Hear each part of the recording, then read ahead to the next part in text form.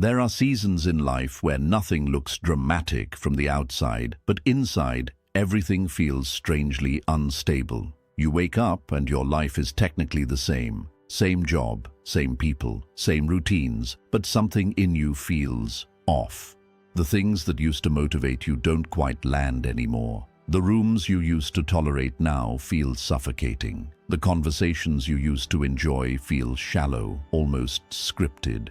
You scroll back through old photos and think, that version of me doesn't fit anymore, but I don't know who I'm supposed to be instead. Carl Jung would say that these are often the moments when the deeper self starts to stir. Your soul is quietly moving furniture around inside you, preparing for a new chapter, even while your conscious mind is clinging to the old one. And the strange part, you rarely feel ready for it. You feel confused, you feel behind, you feel like everyone else got a memo you somehow missed. Before we go into the signs that you're entering your next chapter, pause with me for a moment. If you've been feeling this weird in-between energy, like you've outgrown something but don't yet know what comes next, type the word chapter in the comments. Just that one word. You don't have to explain anything. You're simply acknowledging to your own soul, I can feel a shift, even if I can't name it yet. And if you keep landing on videos like this exactly when your heart is asking silent questions, take a moment to like this video and subscribe to the channel so these reminders stay close as you move through your own transitions. At the end of this video, a playlist will pop up on the end screen. Save it. When you're about to sleep tonight, let it play softly in the background. Your body will rest, but your subconscious will keep listening, keep integrating, keep gently aligning you with the next chapter that's already trying to unfold inside you. Now, let's talk about 5 signs you're entering your next chapter, even if you don't feel ready at all. The first sign is subtle but powerful. The life you built starts to feel too tight, like clothes that quietly stopped fitting. You look around and nothing is wrong in a dramatic way. You might even feel guilty for being dissatisfied. You have what you once prayed for, or at least parts of it. The relationship you wanted, the job you chased, the lifestyle you thought would finally make you feel secure. But instead of feeling settled, you feel cramped. There's a low hum of restlessness under your days. You catch yourself thinking, is this it? In moments where you're supposed to feel grateful, you sense you're capable of more depth, more honesty, more meaning, but you can't yet see where that more lives. Jung would call this the tension between the persona, the mask you built to succeed in the world, and the self, the deeper, authentic center of you. The persona might be thriving. People may approve of the image you present. They might say, you're doing so well, or you have such a good life. But the self is less impressed with optics. It cares about whether your life matches your inner truth. So when you've reached the limit of a certain chapter, one identity, one way of functioning, your soul starts tugging on the seams. What used to feel comfortable now feels like pretending. What used to feel exciting now feels like obligation. You're less willing to betray yourself just to keep the peace. It doesn't mean you're ungrateful. It means you've grown. Think of a snake shedding its skin. The skin isn't bad. It was once necessary. It protected, it held, it fit. But there comes a time when what once protected you will suffocate you if you refuse to grow past it. That restless discomfort you feel, not chaotic but constant, is often your first sign. You are no longer fully compatible with your old life. If that already resonates, if you've been feeling that tightness in places that once felt like home, take a breath and remember, this isn't failure, it's evolution. The second sign is that things start ending, sometimes abruptly, sometimes quietly, and you're left wondering why so much is falling apart at the same time. A friendship fizzles in a way you can't fix, even though you've always been the one to repair things. A relationship reveals its cracks so clearly that you can't unsee them. A job that once felt stable suddenly isn't. Plans you were sure about dissolve. Doors close. People pull away. Opportunities vanish. Sometimes you're the one walking away. Sometimes they leave you. Either way, the old structure of your life begins to loosen. Jung would say that the psyche, guided by the self, has a strange way of dismantling what no longer serves your growth. It doesn't always feel spiritual. Most of the time, it just feels like loss. You might find yourself saying, "Why is everything collapsing?" But if you look closely behind the grief, there's a pattern. The things that are falling away are usually the ones that cannot travel with you into the next version of your life without blocking your growth. People who only relate to your old self, not your evolving one. Roles that feed your ego but starve your soul. Environments that depend on your silence to stay comfortable. Sometimes the self has to let them crack because your conscious mind is too terrified to set them down gently. That breakup, that relocation, that job ending, that friendship drifting, they're deeply human griefs. You have every right to mourn them, but underneath there's a rearrangement. Your next chapter often requires space, psychic space, emotional space, literal space in your calendar, in your thoughts. When life starts to forcibly clear things out, it can be a brutal mercy, not because you manifested pain, but because your soul is ready for a life that reflects who you actually are now, not who you had to be back then. If recently it feels like too much is leaving all at once, if you've whispered, "I don't know who I am without this person, this role, this identity," that's a painful but powerful sign. You're standing at the edge of a new chapter, even if your hands are still shaking from what you lost. The third sign is a kind of inner conflict that won't shut up anymore. You used to be able to override your feelings. You could talk yourself into, "It's fine," and keep going. You could numb out the discomfort with busyness, scrolling, pleasing everyone. But now your system revolts. Your body reacts when you try to go back into old situations. You feel drained after certain conversations that used to feel normal. You can't fake enthusiasm like you used to. Your intuition gets louder. You walk into a room and your chest tightens for no logical reason. You ignore it, and later you realize your body was telling you the truth. You feel uneasy with some people you once trusted completely. You start noticing micro-disrespect that you used to explain away.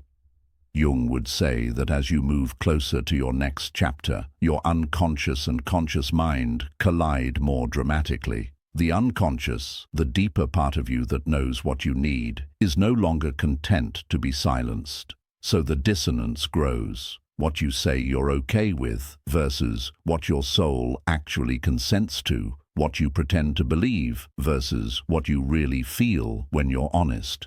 You might find yourself arguing with yourself in your head. One voice says, "You're overreacting. Be grateful. Don't ruin a good thing."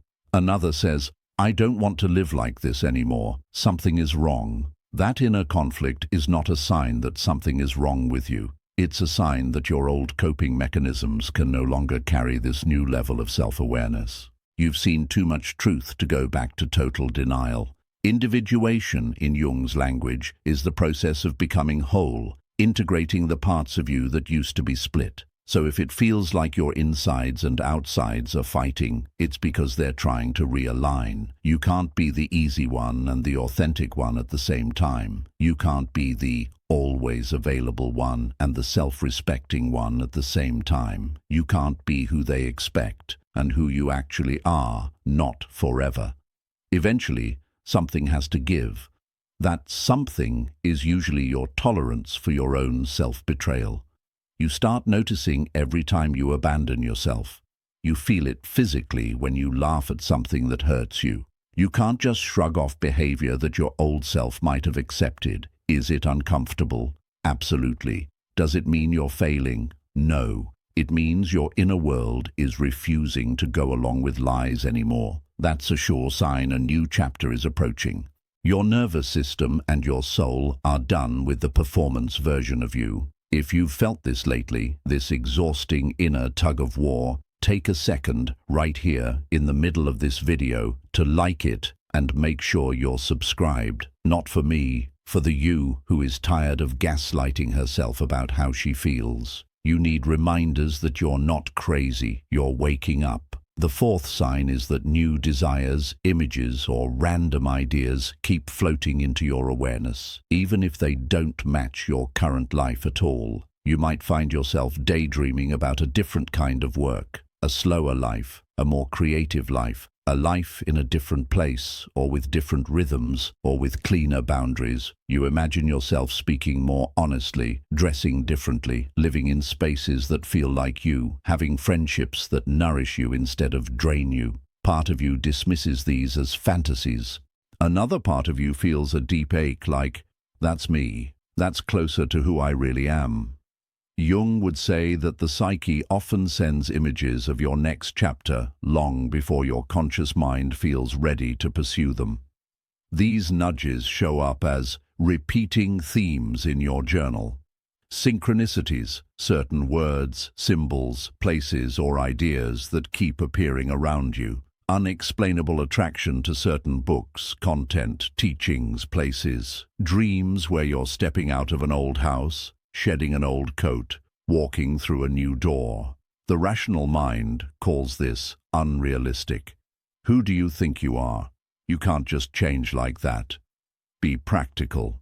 But the self, this deeper inner center, is patient. It keeps sending hints, a conversation that lights you up, a story about someone else's life that unexpectedly moves you to tears, a thought of, imagine if I actually did that, followed by a strange mix of terror and excitement. That mix, terror and excitement, is key. When something is wrong for you, your soul feels heavy, constricted, smaller. When something is right but new, your soul often feels scared but expanded. You feel like you're standing at the edge of a cliff, yes, but also like there might be wings you've never used. Jung would tell you, pay attention to what calls you, not just to what's available. These new impulses, if they keep returning, are not random. They are invitations. You don't have to act on them all at once. But dismissing them completely often leads to depression or numbness because you're ignoring the very pathways that could carry you into your next chapter. So if lately you've felt drawn to things that don't make sense on paper, but feel deeply true in your body, that's not childishness, that's guidance. The final sign is paradoxical. You feel completely not ready, and yet tiny parts of you are already moving as if you know you must go. You tell yourself, I can't do this yet. I need more time, more money, more confidence, more clarity. You wait for the fear to disappear, for some magical sense of certainty to fall out of the sky. It doesn't. What happens instead is this. You start saying no to a few things you used to automatically accept. You have one brutally honest conversation you've been postponing for years. You send a single email. You sign up for a class, a therapy session, a small step that your old self would never have taken. You clear out your closet, your social media, your environment in ways that feel symbolic. On the surface, it doesn't look like much. Inside, it's massive, because your actions are starting to agree with your soul, even while your mind is still screaming, we're not ready. Jung would say that transformation never waits for perfection. If you waited until you felt ready, you'd never leave anything. You'd stay in rooms that drain you. You'd keep playing roles that crush you. You'd die as the version of you they approved of, instead of the version you were born to become. Your next chapter doesn't start the day you feel brave. It starts the day you decide to move, even with shaking hands. A text you don't unsend. A boundary you hold, even when it makes things awkward. A tearful prayer where you admit, I don't know what I'm doing, but I know I can't stay the same. That is the beginning. On the outside, you might still be in the same house, the same job, the same relationship. On the inside, the ink has changed. You're no longer writing the old story. Something in you has turned toward a future you can't fully see yet, but you can feel it like a pull in your chest. That's how you know you're entering your next chapter. Not because you're fearless, but because you're starting to be more loyal to your soul than to your fear. If you've listened this far, I want to speak directly to you. You, the one who feels like your life is shifting under your feet. You, the one grieving endings you didn't ask for. You, the one who feels too old to start over and too awake to stay the same. You are not crazy. You are not broken. You are not behind. You are in passage, between chapters, between selves, between what you outgrew and what you haven't yet fully become. It is normal to feel disoriented here. You will miss the comfort of your old identity. You will question whether you're being ungrateful. You will feel guilty when people accuse you of changing. But listen, you are allowed to change. You are allowed to let life rearrange around who you actually are now. You are allowed to outgrow people, places, and patterns that were built around your self-abandonment. You are allowed to not feel ready and still move. Jung would say the deepest tragedies are not the relationships that end, the jobs that shift, the plans that fail. The deepest tragedy is when a soul refuses to answer its own call, when it hears the whispers, "There is more for you. This isn't your final form. You cannot live here forever," and chooses numbness instead. You, by being here, listening, reflecting, are already doing something most people never do. You're paying attention to your own depths. That alone is a crack in the old chapter. If some part of you, even if it's scared and shaking, is whispering, "I think I am entering a new chapter. I don't feel ready, but I don't want to go back," type "chapter" in the comments if you haven't yet. Not as a performance, as a small yes. A tiny contract with yourself. I will not abandon my becoming. And if this message wrapped itself around you in a way you didn't know you needed, please like this video, subscribe to the channel, and tap the notification bell so you don't miss the next time your soul comes looking for words. When you're about to sleep tonight, that's when the doubts get loud. What if I'm making a mistake? What if I end up alone? What if there is no next chapter and this is all in my head? Instead of letting those fears be the last voices you hear, give your subconscious something gentler, wiser, and truer to fall asleep to.